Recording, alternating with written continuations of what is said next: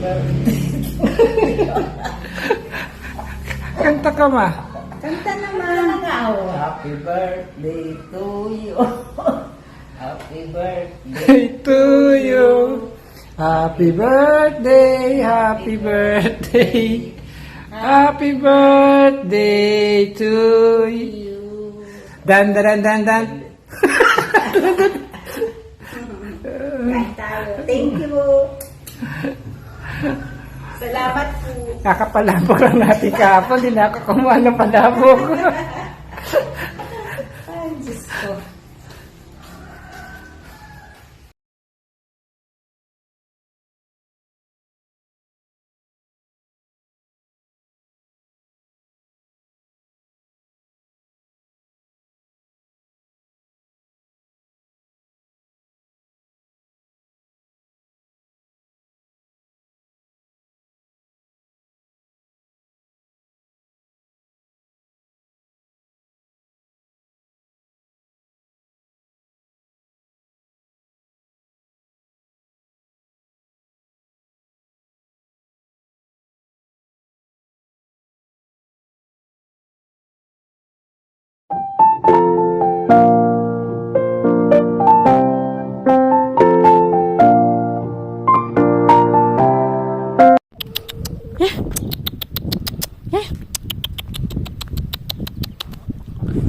Ay, yeah.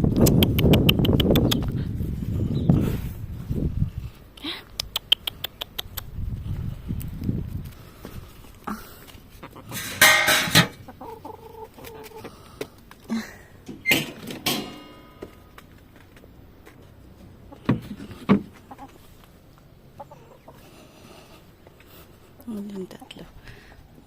They're good. Eggs. We'll see if we have find eggs. Ooh.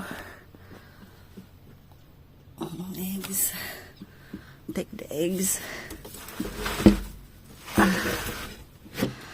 Yan. Yan, okay na yung manok natin. Mataba.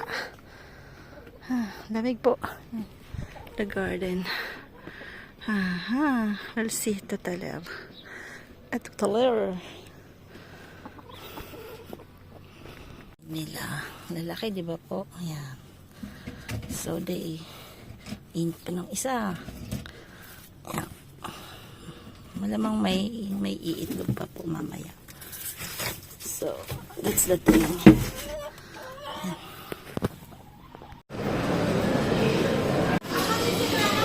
Grabe. 343 yata yung 343 yung bill namin. Pero ang daming meat. Tsaka fish. Mamaya, papakita ko po sa inyo. Yung ito po, dito ko yan nilalagay. Kasi naamag siya, no? Lalo na yung pusit na po. So, mamaya, ayusin ko din. Namili na rin po kami kasi wala na talagang laman yung rad dahil di ba po lininisan ko yan bago umano. So, ganyan.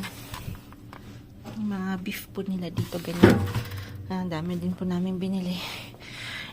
Tsaka yung fish mamaya ko lilinisan. Ako pong lilinis. Tapos bumili tayo ng mga vegetables. Yan. Yan. Dahil wala tayong vegetable ngayon so we have to buy. Kita ko lang po yung beef dito sa amin na po. Kaya minsan medyo nahirapan pa akong bumili sa Pinas ng beef. Kasi tingnan nyo naman po kung gaano sila kaganda talaga.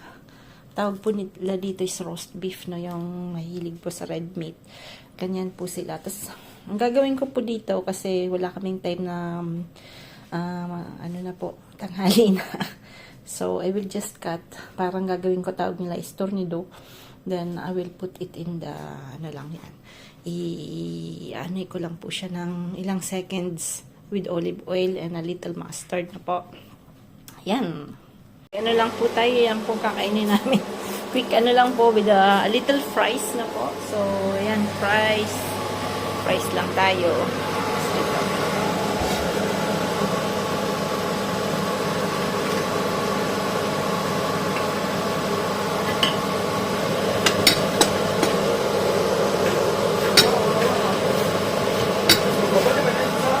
Oui.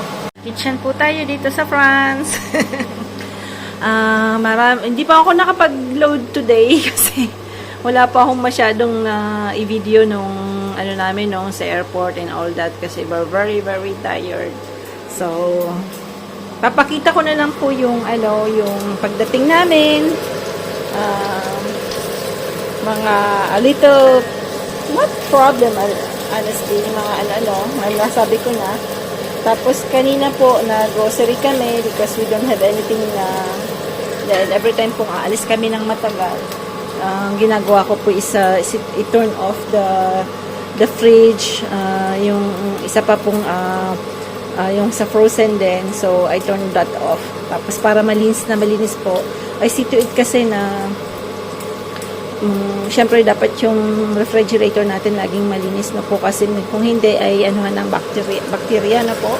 So I usually use vinegar, white vinegar, baking soda, kaya lagi po akong may ganyan sa bahay, baking soda. Yan. So dato na tayo sa ating lulutuin for today. Bali, na-miss namin yung beef. Na-miss nila. Me, I'm not really red meat na po. I'm more for fish. Kaya lang mga French, they love red meat na po. Yung, they like it when it's blue. Yung blue po is like one minute.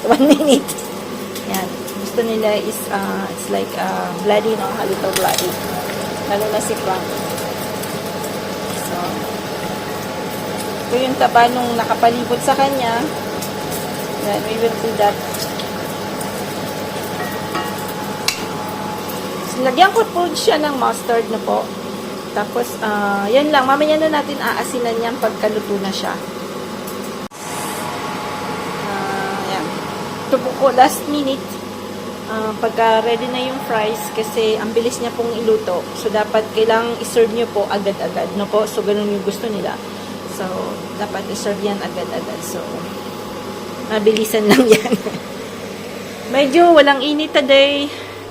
Kaya hindi pa muna po tayo sa garden kasi kailangan naming ayusin muna yung loob ng bahay. Medyo ang gulo-gulo kasi so much things na mga dala namin. So kailangan naming i-arrange yun.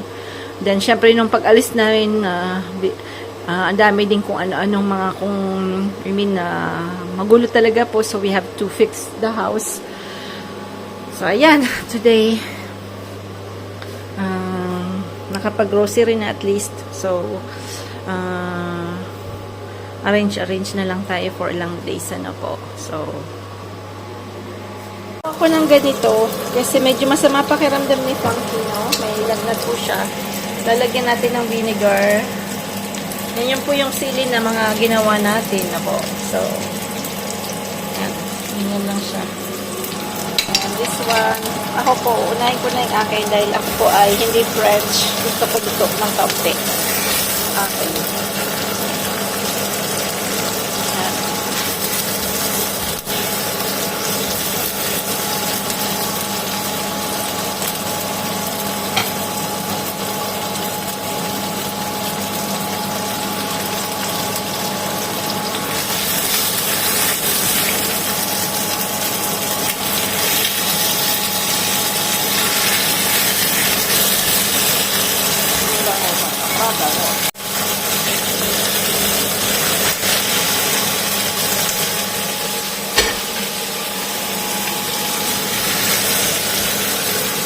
So, fries natin at okay na yata.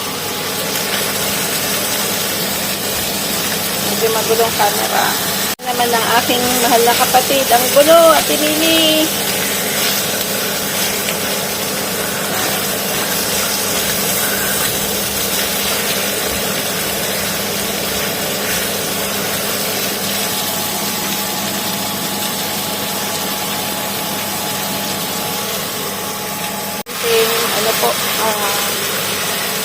Konti. Hindi kasi ako makakain na masyado pag gusto ko talaga may vegetable. So, yan.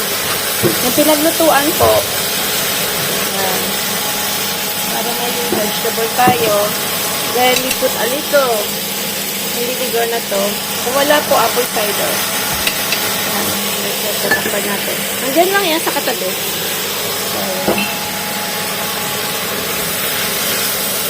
So, mabilisan lang yan. Konting asin.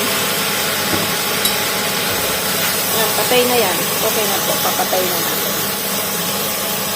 Up. Namin yung blue cheese. Mondo yun ko. Ayan, bon French food. appetit.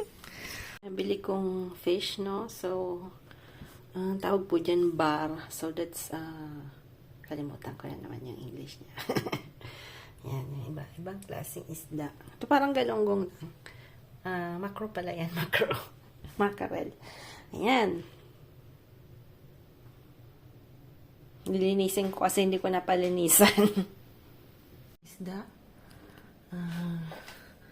So, ako na po naglinis. Ayan.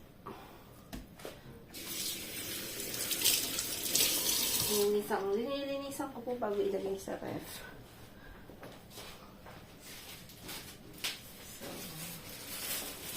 So, parang ano siya, tawag sa Bicol is bangkulis, no?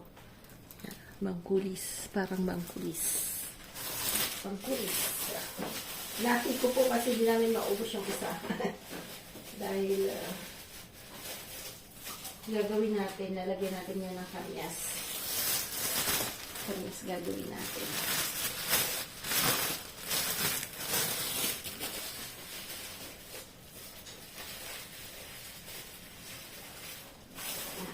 Then after, naman ng macro. Yung macro, mackerel po, 3 lang pala nabili ko. Malalaki kasi. Mataba. Pag tingnan nyo yung asang niya. Ito.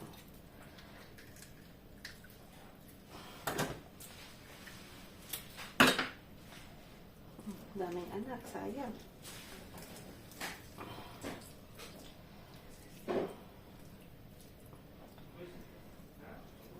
Kaya lang yung ano, tawag nito, yung anak niyan, na hindi ko masyadong gusto kasi parang hindi yung lata niya.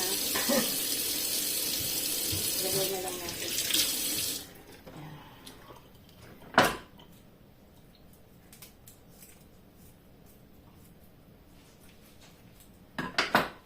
Kita ba? Kita ba?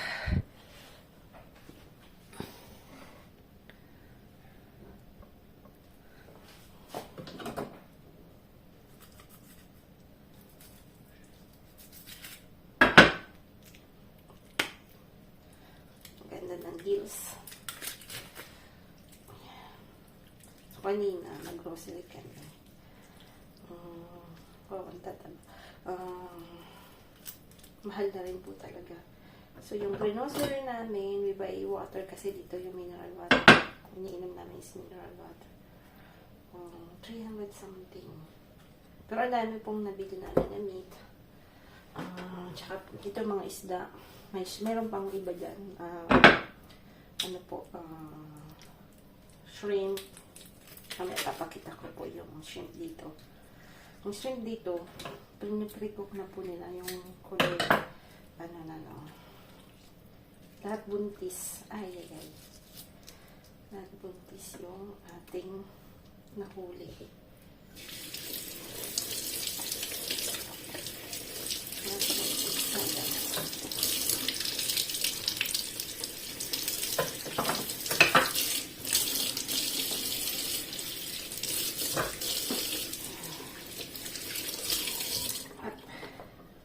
So, lalagyan natin sa plastic. Yep.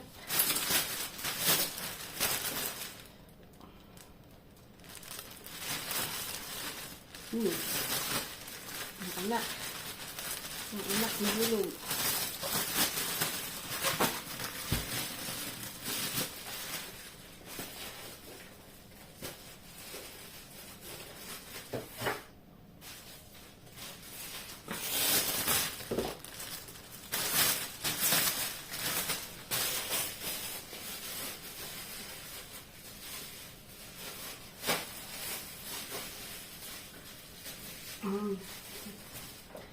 yung ano po, yung sibas. Yan, yung sibas medyo maano to kasi kakaliskisan pa to. Kinakaliskisan yan. Sibas. Yan. Medyo mahal na isda yung sibas. Ewan ko sa Canada kasi si ate lagi din daw bumibili. Dito sa amin, medyo mahal siya. Lalo na pagka ano po siya, wild.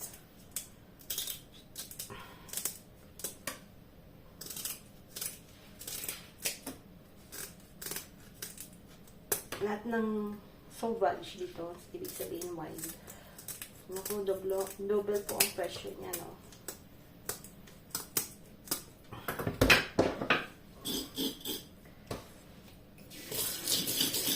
Lahat pala pinakaliskisan ko lang to. Nung nag-serve kasi sa akin, hindi ako tinanong kung makalimutan ko naman ng palinisan.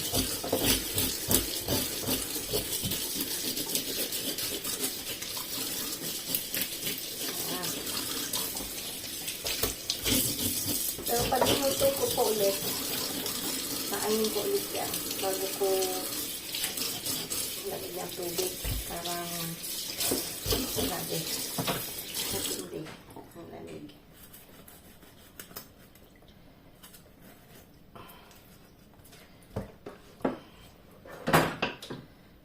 Lahat yata buntis yung mga isda. Medyo nakakatusok. Be careful na lang po kayo pag ayan. Run out daw sa Arayat. 6 to 6. Run out. Matindi. So, pero sa bahay naman po, meron silang solar na po. Kasi kinabitan nyo ni Kuya ng solar. Kaya hindi sila masyadong hirap. Ay, ilaw. Kaya lang siyempre walang electric fan.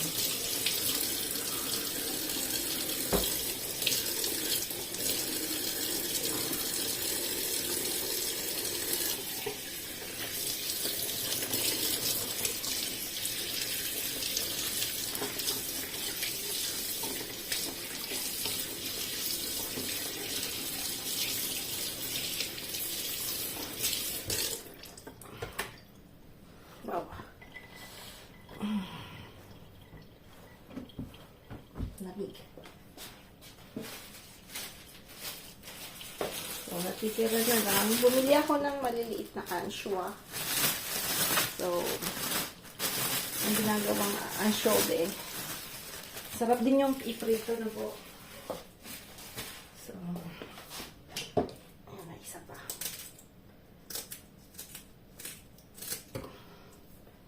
Si mama kasi naalis yung mga yan. Ito. Siya po nagturo sa akin ito. Maliit pa lang po ako kasi mahilig na talaga akong tumingin magluto si mama. So,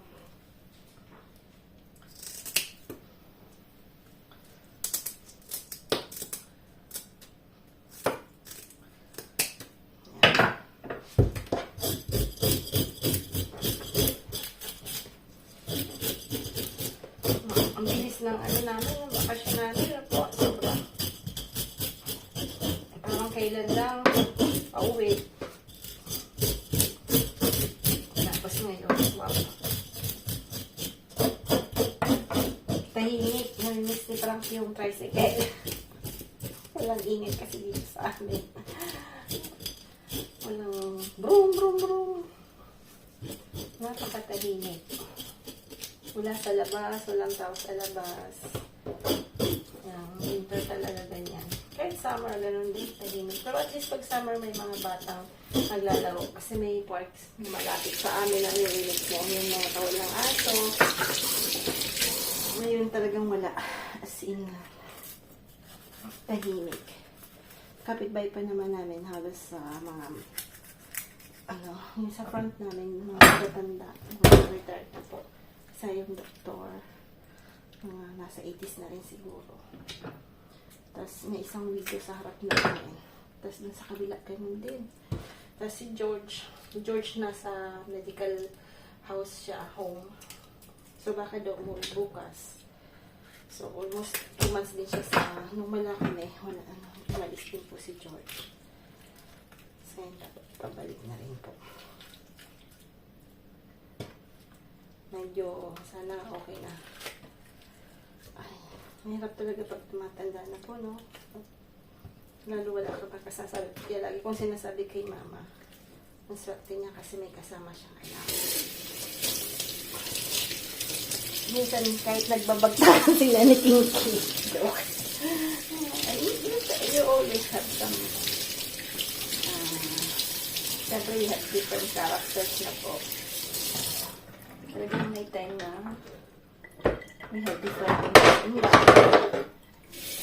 Hindi talaga yun. Kahit magkakapatid kayo, kahit kami, alam kong minsan may mga issues na we don't have to talk because alam kong hindi sila magpapatalo. Joke lang. Ay, mga ganun ba? Alam mo na yung ganun. So, we have to cut the topic, no? Kasi may mga bis na hindi tayo magkakara kahit na mag-asawa, di ba po? So, ayan. Tapos na to. Ito, we will put in the fridge. Tapos yung shrimp. Ayan. Shrimp. Bali. Ayan siya.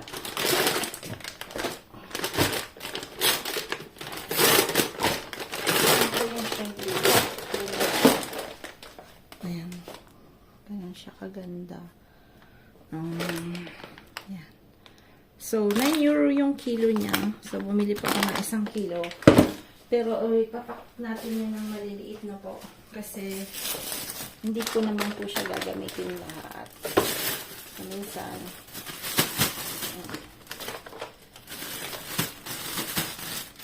ganyan ang sa kanya.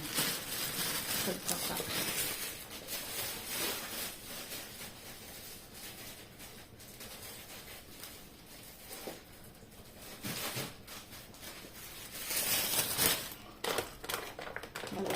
So, ito lagi naman po itong nagsising ng ganito. So, naman itong shrimp dito sa pants, no?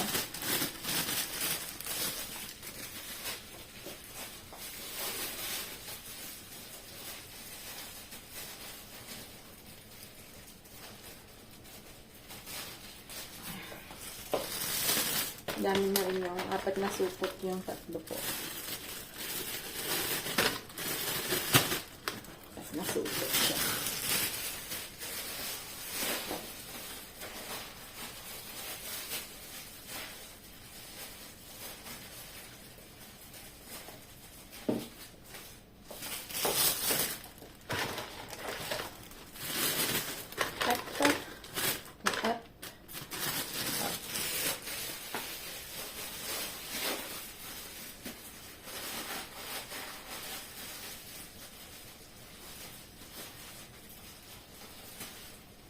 Nasa natin to kasi mabantot yan. Matuba. Pero pag hindi okay lang kasi malamig sa labas so hindi na ano naman. Pag mainit na ko po hindi ko yan nilalagay. So ino-post ko muna sa saka ko ilalabas pagka dadating yung ano.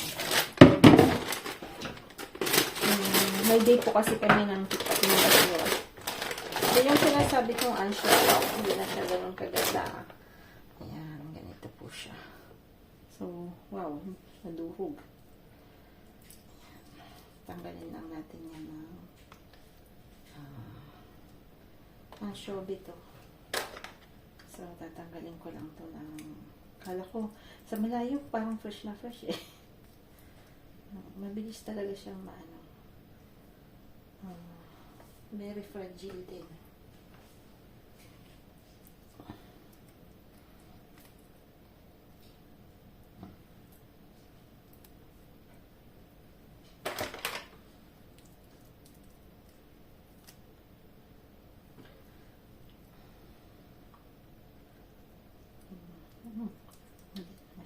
Fresh.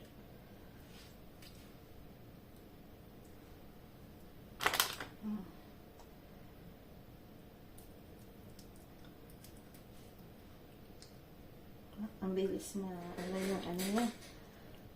mabarak yung tiyan. So, masarap tong iprito. Piniprito ko lang kasi siyang crispy na.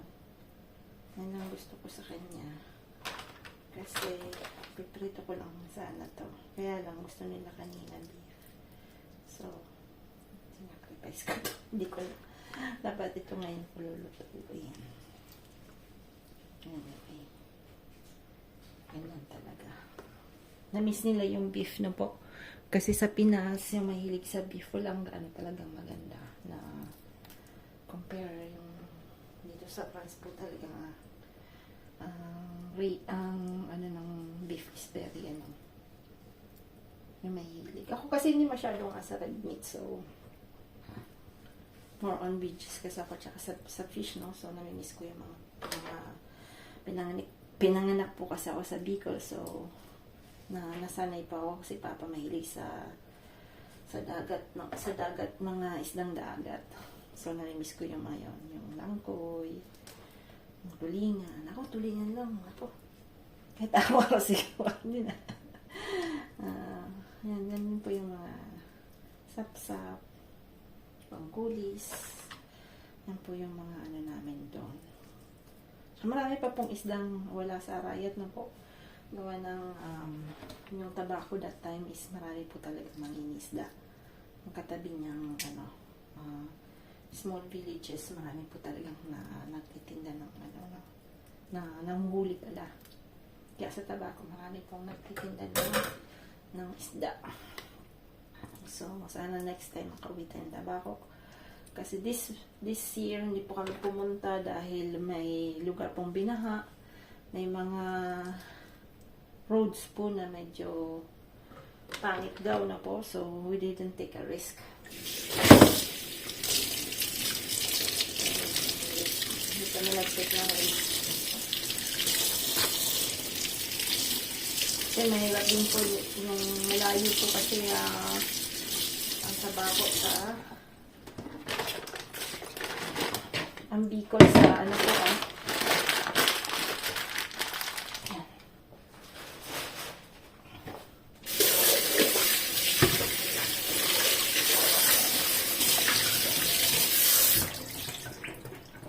Lasa natin itong fish.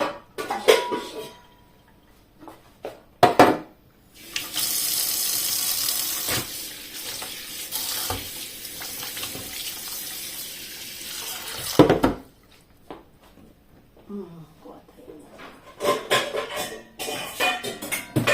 Salaan.